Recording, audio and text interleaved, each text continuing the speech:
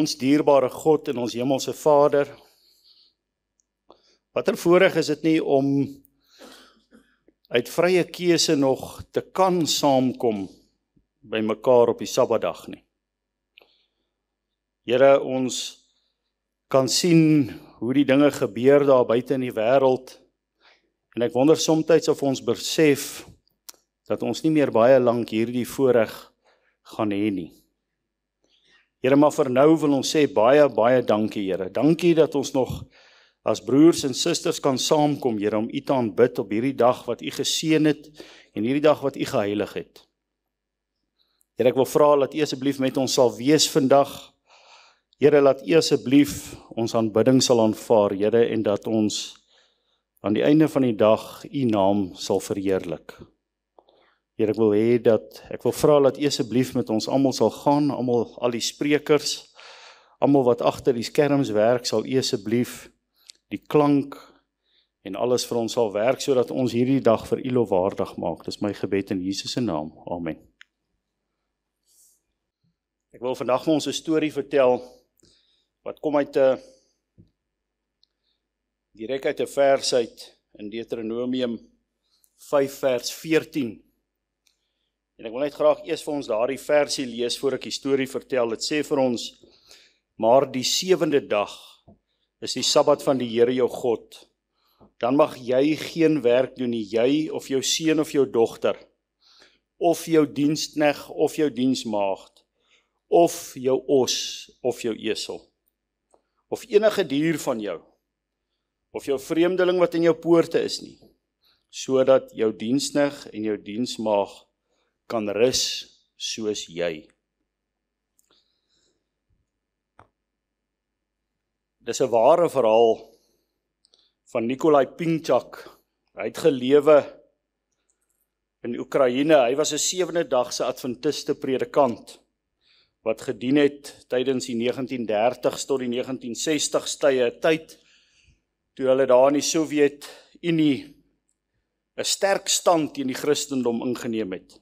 En hulle het besluit om die Christene met geweld, of wat dit ook al vat, te verwyder met wortel en alles.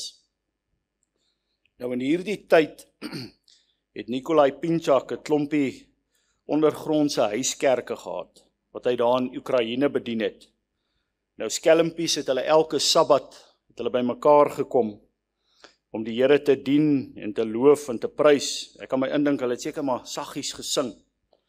En elke oomblik het hulle gewag vir daardie klop aan die deur, vir die owerhede wat hulle kom haal.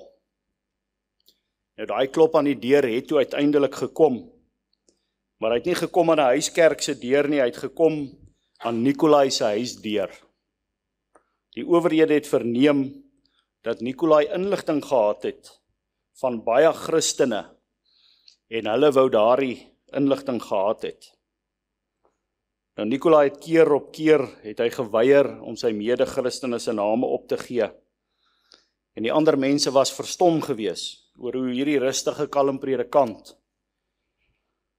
vasgestaan het en hy het niemand, nie een persoon sy naam opgegee nie.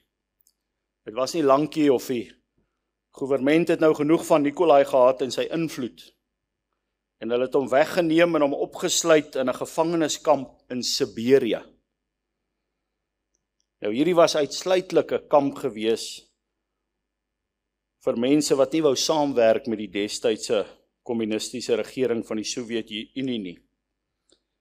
Nou die kamp was so ver en verlate dat het dae se reis geneem per vragmotor om daar te kom. Nou hierso, as jy gou-gou wou weghardloop, dan sou die wildernis of die koue of iets anders soos die beere of die hongersnood sou jou gekry het lank voordat jy die beskawing bereik het. Nou Nikolai is in hierdie kamp opgeneem net omdat hy 1, 'n Christen was, en 2, omdat hy eenvoudig geweier het om sy mede-Christen broers en susters uit te lewer. Hierdie ou het niemand doodgemaak nie, hy het niemand besteel nie, hy het geen skade aan enige iemand aangedoen nie. Nou by die kamp is hierdie gevangenislede geforseer om te werk. Nikolai het sy kant gebring tot Vrydag aand toe die eerste week.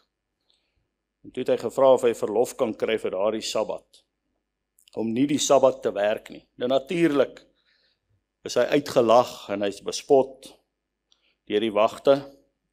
Met sy weiering op die Sabbatoggend om aan te meld vir werk, is hy bietjie raak gesien deur hierdie wagte en hy's geslaan met vuiste en tomvas, totdat hy skaars kom opstaan. Hulle het gesê nee, hulle gaan hom nou 'n rede gee om nie daardie dag te werk nie.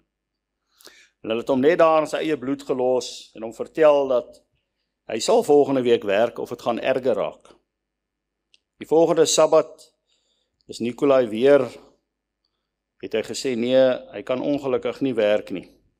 Nou hulle het toe nou 'n ander plan vir Nikolai gehad. Hulle het 'n boksdag gehad. Hulle noem dit the box. En in hierdie boks, wat te klein was vir 'n man om regop te staan en dit was te kort vir 'n man om sy bene reguit te maak, het hulle vir Nikolai toegemaak 10 dae lank. Hy het geen ekstra warm klere gehad nie. Daar was geen badkamerbreuke gewees nie. En hulle het hom niks kos gegee vir 10 dae lank nie. Hulle het net water aan hom gegee. Nou hierso het Nikolai die dae en die nagte om gebid en hy het Advent lofliedere gesing en hy het saggies het hy Bybelversies opgesê wat hy uit sy kop uit geken het. Later het hy gesê dat dit is al wat hom nie sy kop laat verloor het nie.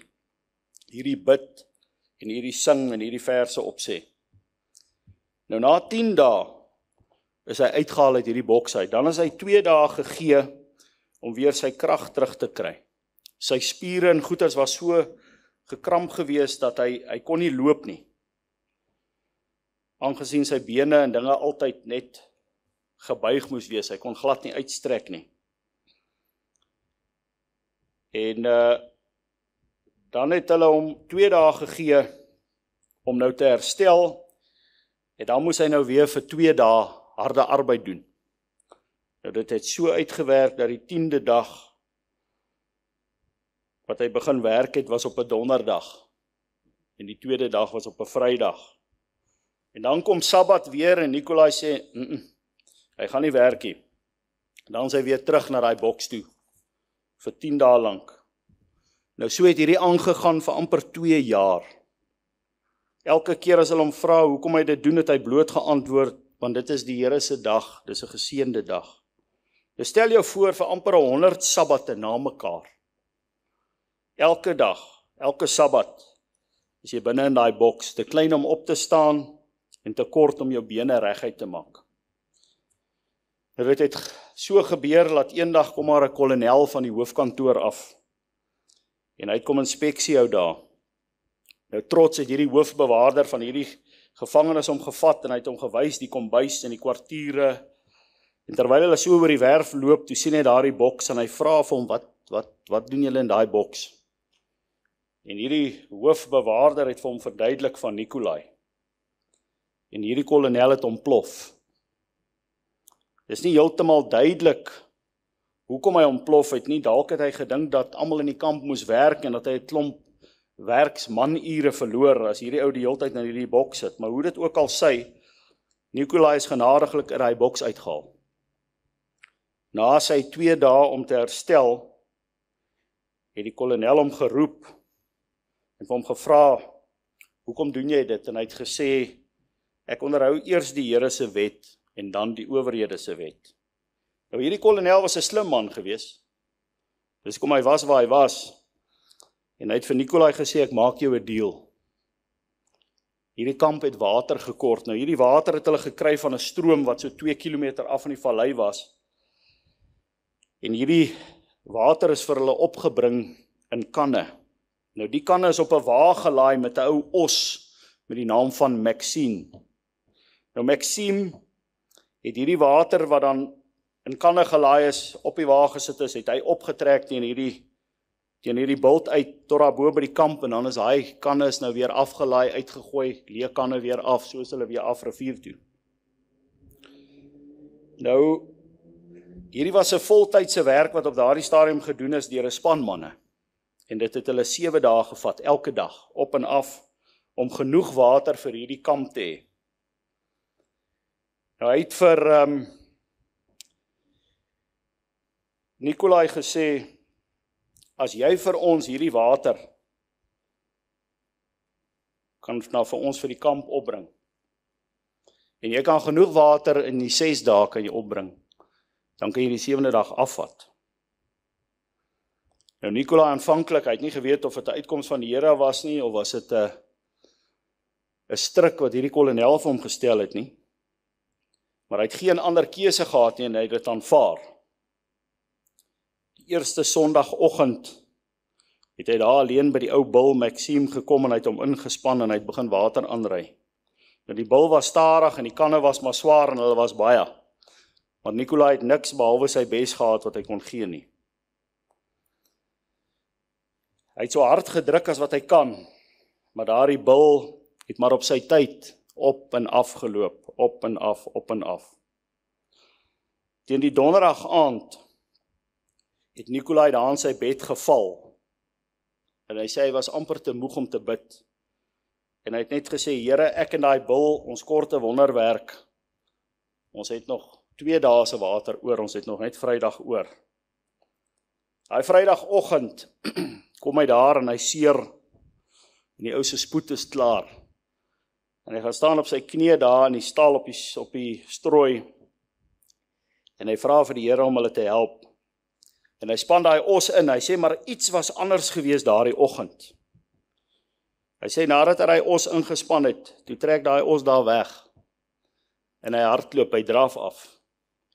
En hy vertel in sy storie dat hy moes stoot om by te bly.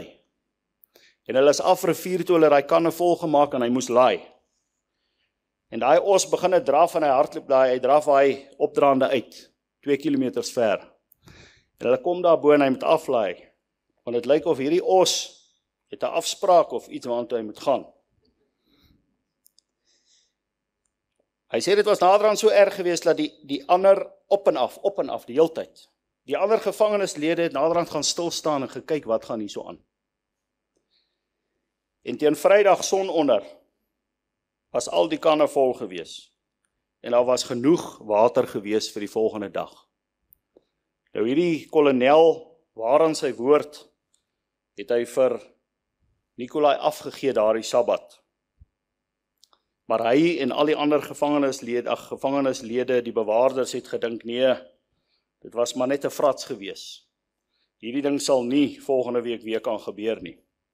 Nikolai gaan of boks toe, of hy gaan moet werk.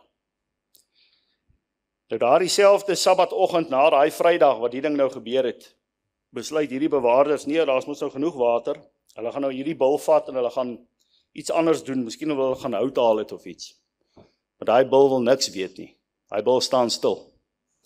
Hulle het swepe geklap en te kere gegaan en so tot op 'n stadium dat die ander gevangeneslede vir hierdie klomp bewaarders gelag het wat nou probeer om hierdie bil in die gang te kry. En so was dit gewees. Sondag tot donderdag is daai ou bil traag gewees, stadig om te loop. En nou Nikolai raak gefrustreerd want hy probeer net daai bietjie voorkom teen donderdag, maar hy kry niks uit daai bil uit nie. En elke Vrydagoggend is dit asof daar 'n bonatuurlike energie in daai ou bil gegee is. En dit het so aangegaan vir omtrent nog 2,5 jaar. Elke liewe week, week na week, dan is hy kanne vol teen Vrydag skemer se kant. En nou Maxime, daai bil wil niks doen op Sabbat nie, hy staan net in herkou. Nou die gevangeneslede het naderhand dit 'n instelling geraak vir hom te lag vir daardie bewaarders wat op Saterdag probeer om daai bil in die gang te kry. Selfs die hoofbewaarder het later gesê dat Nikolai het 'n Sabbatonderhouer van daardie bil gemaak. Latere jare met die toenemende druk wat die buiteland op die Sowjetunie destyds geplaas het omstandighede verlig en Nikolai is vrygelaat. En hy het teruggegaan Oekraïne toe en hy het aangehou om sy huiskerke te bedien. Maar ou Maxime, hy daar agtergebly en week na week het hy elke dag op die Sabbat het hy net bloot geweier om te werk. Jare selfs nadat Nikolai weg was, het die Here 'n stom getuie daar in 'n wrede koue kamp in Siberië gelos, om vir almal te vertel wat die Sabbat is, selfs jou os of jou esel. Sluit die hoofde, buig die hoofde. Onse dierbare God en ons hemelse Vader, nie net het U vir ons 'n Sabbat gegee waarop ons almal kan bymekaar kom en U aanbid nie, Here, maar U seën ons ook so deur die week, Here, dat ons 'n bietjie van die baie wat U vir ons gee kan terugbring. Here, ek wil vra dat U asseblief hierdie fondse sal gebruik, Here, om U koms te verhaas. Here, en U weet waar die beste plekke vir hierdie fondse is om heen te gaan. Sal U asseblief dit daar laat uitkom en sal U dit asseblief gebruik om U naam te verheerlik. Dis my gebed in Jesus se naam. Amen.